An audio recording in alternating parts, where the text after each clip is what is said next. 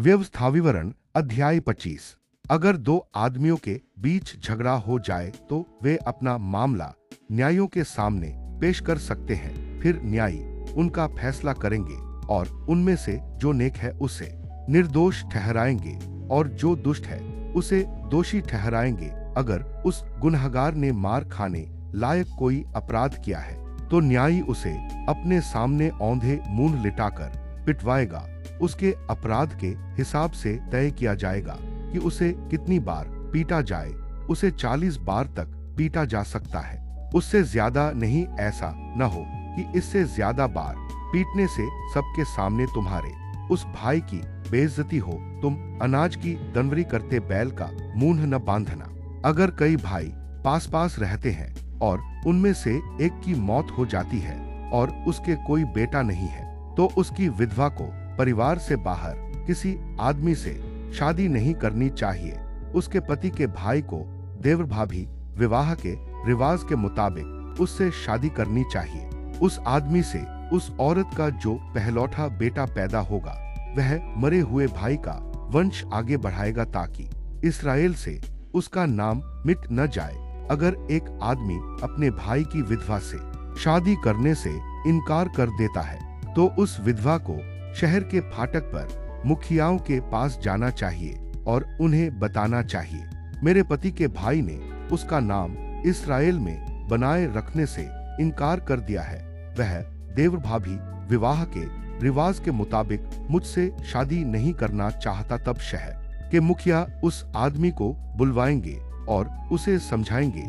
इसके बाद भी अगर वह अपने फैसले पर अड़ा रहता है और कहता है मैं उससे शादी नहीं करूंगा तो उस विधवा को मुखियाओं के सामने उस आदमी के पास जाना चाहिए और उसके पैर से जूती उतार देनी चाहिए और उसके मुंह पर थूकना चाहिए और यह कहना चाहिए जो कोई अपने भाई का वंश चलाने से इनकार कर देता है उसके साथ यही सलूक किया जाए।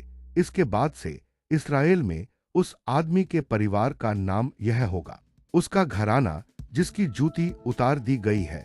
अगर दो आदमियों के बीच हाथापाई हो जाती है और उनमें से एक की पत्नी अपने पति को बचाने के लिए अपना हाथ बढ़ाकर मारने वाले के गुप्त अंग पकड़ लेती है तो तुम उस औरत का हाथ काट देना। तुम उस पर तरस मत खाना। तुम अपनी थैली में एक तौल के लिए दो अलग अलग बाट पत्थर मत रखना, एक छोटा और एक बड़ा। तुम अपने घर में एक नाप के लिए दो अलग अलग बर्तन मत रखना, एक छोटा और एक बड़ा। तुम अपने साथ सिर्फ ऐसे बाट पत्थर और नापने के बर्तन रखना जो पूरे पूरे और सही हो ताकि तुम उस देश में लंबी जिंदगी जियो जो तुम्हारा परमेश्वर यहोवा तुम्हें देने वाला है।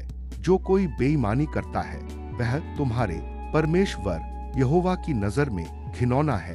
याद रखना कि जब तुम मिस्र से बाहर निकलने के बाद सफर कर रहे थे तो अमालेकियों ने तुम्हारे साथ क्या किया था।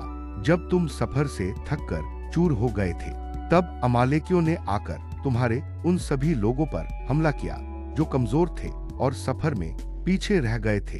अमालेकियों ने परमेश्वर का डर नहीं माना, इसलिए तुम्हारा परमेश्वर यहोवा तुम्हें वह देश विरासत में देगा और यहोवा तुम्हें आसपास के सभी दुश्मनों से राहत दिलाएगा। तब तुम धरती से अमालेकियों की याद हमेशा के लिए मिटा देना। तुम यह काम हरगिज मत भूलना।